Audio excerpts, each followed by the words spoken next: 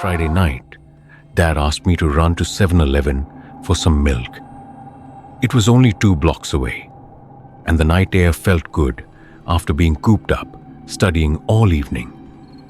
The streetlights cast long shadows on the sidewalk, and I could hear crickets chirping in the bushes along the way. When I walked in, the store was nearly empty, just the cashier scrolling on his phone and one other customer, an older woman in a floral dress examining the magazine rack near the entrance. She had gray hair pulled back in a tight bun and wore thick framed glasses that caught the fluorescent light. I headed straight for the refrigerated section in the back. The fluorescent lights hummed overhead, casting everything in that familiar, harsh white glow. I grabbed the milk, the cold plastic bottle chilling my hand, and turned around. That's when I noticed the woman wasn't at the magazine rack anymore. She was standing at the end of my aisle, perfectly still, staring directly at me. Her expression was blank, almost doll-like, with no hint of emotion or recognition. Her eyes were wide, unblinking, and fixed on me with an intensity that made my skin crawl. I felt a chill run down my spine, but told myself I was being paranoid. Maybe she was just zoned out or confused. As I moved, she turned her whole body to follow me with her eyes. Not her head first, her whole body, like she was on a rotating platform. The movement was mechanical, unnatural. Her feet didn't shuffle or step. She just pivoted smoothly, keeping that blank stare locked on me the entire time. I quickened my pace, my heartbeat picking up speed. The cashier rang me up without looking up from his phone, his thumb scrolling through what looked like social media. I handed him a 5, watching the woman in my peripheral vision. She had moved closer, now standing by the chip display, still facing me, still not blinking. I started counting the seconds. 10, 20, 30. Her eyes never wavered, never closed. "Your change," the cashier said, finally glancing up. He noticed my expression, the fear that must have been written all over my face. "You okay?" "Yeah, I'm fine," I lied, pocketing the change with trembling fingers. "I just wanted to get out." But as I turned toward the door, the woman stepped directly into my path. Her movements were too smooth. She opened her mouth, and I expected her to say something.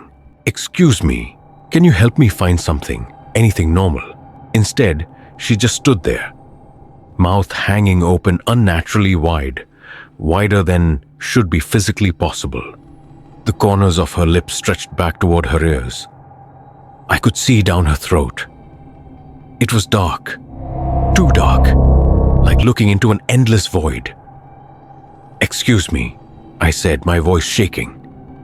I tried to step around her, but she sidestepped in perfect sync, blocking me again. It was like we were dancing, but I never learned the steps. The cashier finally noticed.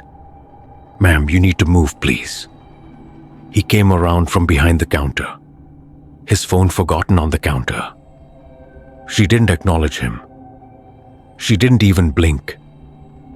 Her jaw hung open, and now I could hear something. A low, guttural sound coming from deep inside her throat. Not words, just a continuous droning hum that made my teeth ache and my head pound. It resonated in my chest, vibrating through my bones. "Ma'am!"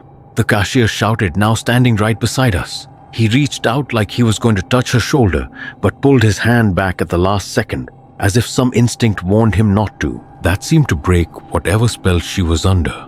Her mouth snapped shut with an audible click, like a bear trap closing. She smiled, a too wide smile that didn't reach her eyes, and stepped aside gracefully. "Sorry, sweetheart," she said in a voice that sounded like it belonged to someone else entirely, someone younger, maybe a teenage girl. I didn't wait for an explanation. I bolted out the door, milk clutched to my chest, and ran the entire 2 blocks home. My lungs burned, my legs ached, but I didn't stop until I was safely inside my house. When I got there, I locked the door behind me checked it twice, and told Dad I'd never go to that 7-Eleven again after dark. He laughed it off, said I probably scared myself watching too many horror movies. You and your imagination, he chuckled, ruffling my hair. But 3 days later, I saw the news. A woman matching her description had been found wandering the highway 12 miles away, completely unresponsive. She was walking barefoot in the middle of the road at 4 a.m., wearing the same floral dress. When police tried to speak with her, she would only open her mouth wide and emit that same humming sound. When police reviewed footage from various stores in the area, they found her visiting multiple 7-Elevens over several nights, always doing the same thing, standing perfectly still and staring at young people until they left. In every single video, her behavior was identical. The same blank expression, the same unblinking stare, the same mechanical movements. They still haven't identified her. No missing persons reports match her description. No family has come forward. It's like she appeared out of nowhere. The last I heard, she was in a psychiatric facility, still humming, still staring. Sometimes I wonder if she was even human at all. Sometimes late at night, I'll be lying in bed and I'll hear that humming sound, faint, distant, coming from somewhere outside my window. And I'll wonder if she's still out there, still looking for someone to stare at. I never did go back to that 7-Eleven.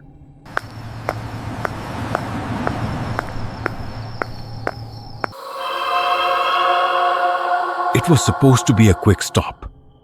My girlfriend Mara and I were driving back from a concert 3 hours away, and we were both exhausted. The show had been incredible, but now all I wanted was my bed. She was asleep in the passenger seat, her head resting against the window when I pulled into a 7-Eleven off the interstate around 2 a.m. I need caffeine, I told myself. Just grab an energy drink and keep driving. Maybe some chips. The GPS said we still had 90 minutes until we got home, and I could feel my eyelids getting heavy. Better to stop now than risk falling asleep at the wheel. The parking lot was empty, except for one semi-truck idling near the far corner, its running lights cutting through the darkness. The driver wasn't inside it. I figured he was in the store too, probably grabbing his own late-night snacks and coffee. I walked in, and the bell above the door chimed, a cheerful sound that felt wrong in the dead silence of the night.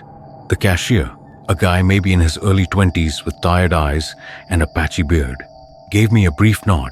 He looked like he'd been working doubles for a week straight. I felt bad for him, stuck here alone at this hour. The place was deserted, too quiet. I could hear the refrigerator units humming, the buzz of the overhead lights, my own footsteps echoing on the tile floor. Even the usual background music was off, just silence and mechanical sounds. I grabbed 2 energy drinks from the cooler and headed to the counter. As I set them down, I noticed something weird. The cashier was staring past me toward the back of the store, his expression frozen in what looked like absolute terror. His face had gone pale, and I could see his hands shaking slightly as they rested on the counter. "You good, man?" I asked, trying to sound casual, even though his fear was starting to infect me. He didn't respond immediately. Then slowly, he leaned forward and whispered, his voice barely audible, "Don't turn around." My entire body went cold. Every hair on my arm stood up. "What?" "Don't turn around," he repeated, emphasizing each word. "Just pay and leave. Now, please." Every instinct in me wanted to look. Of course I wanted to look, but the sheer terror in his eyes stopped me. His pupils were dilated, and I could see sweat beading on his forehead despite the air conditioning. I fumbled with my wallet, hands shaking so badly I almost dropped it. I pulled out a 10 and threw it on the counter. "Keep it," I said, my voice cracking.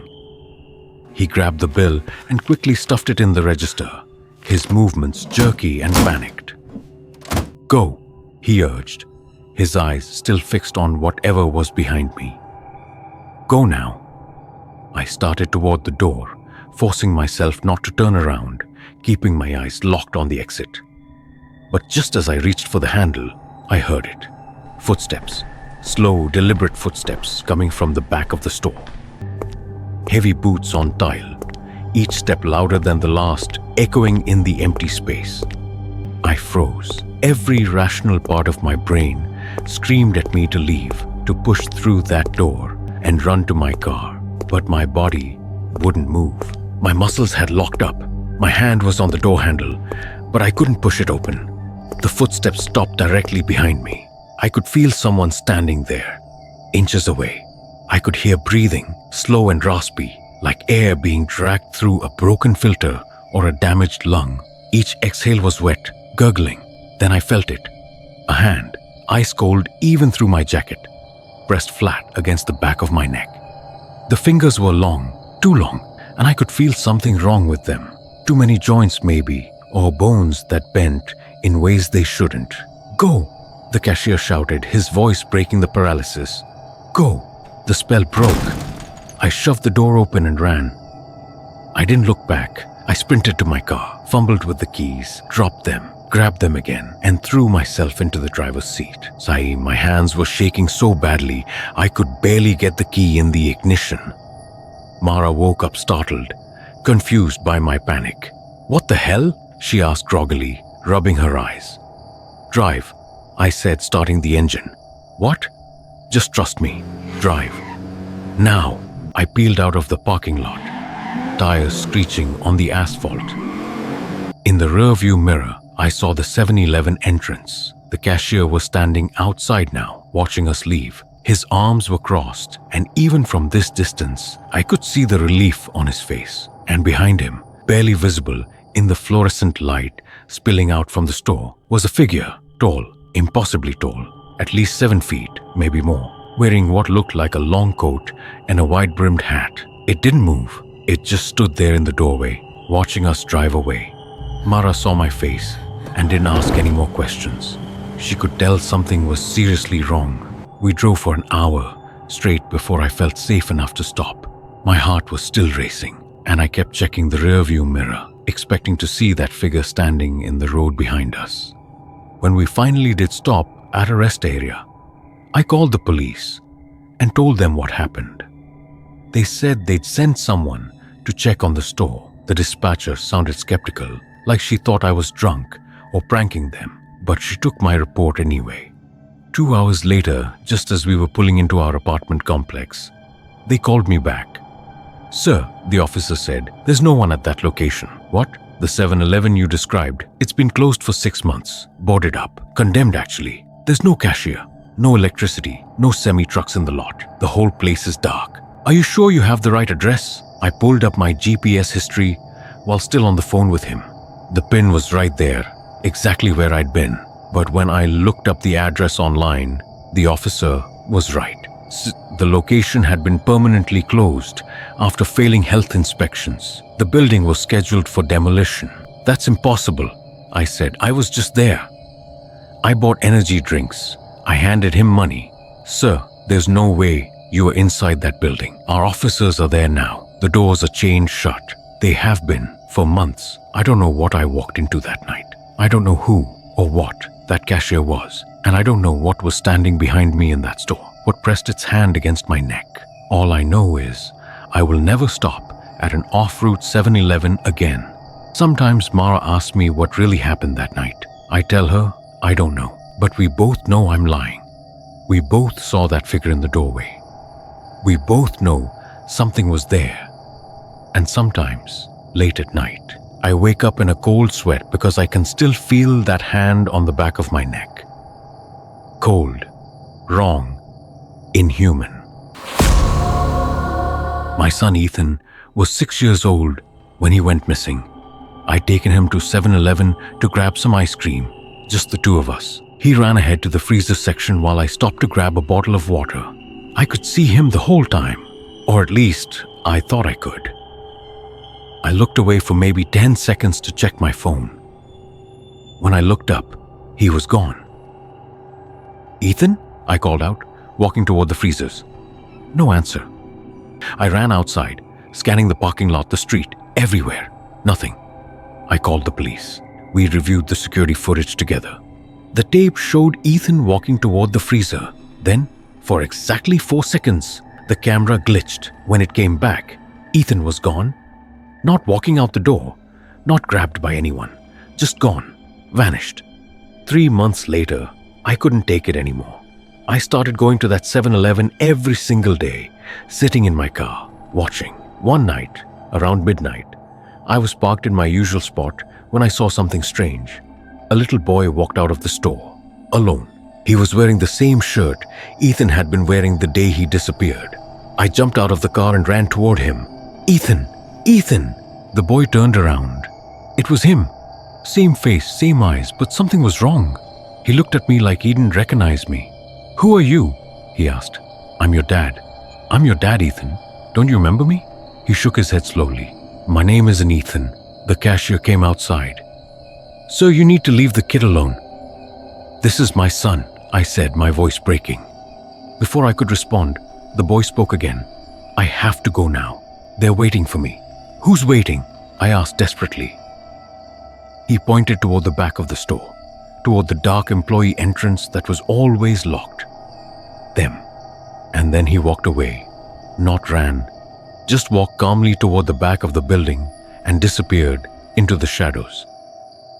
I tried to follow, but the door was locked. I banged on it, screaming his name. The police came again. They found nothing. No boy, no evidence. Just me, standing in a parking lot, falling apart. My wife left me 6 months after Ethan vanished. She couldn't handle my obsession, couldn't stand watching me waste away in that parking lot night after night. I started keeping a journal of everything strange I noticed about that store. The way the automatic doors sometimes opened when no one was there. The way the fluorescent lights in the back corner flickered at exactly 3:17 a.m. every night. I found forums online, other parents who'd lost children in similar ways. Different stores, different cities, but always the same story. One father from Oregon said his daughter walked out of a 7-Eleven holding hands with something that looked human but moved wrong, like its joints bent in directions they shouldn't. Last week, I went back one more time. I stood in front of those freezers where I last saw him. When I opened my eyes, there was something written in the frost on the freezer door. 2 words, traced by a small finger, "Help me." I pressed my hand against the glass, and for just a second, I swear I felt another hand press back from the other side. Small, cold, desperate. Then it was gone. I don't go to that 7-Eleven anymore. My son is still there, somewhere behind those walls, trapped in a place I can't reach. So if you ever take your kids to a 7-Eleven, don't look away, not even for a second, because some places are hungry and they don't give back what they take.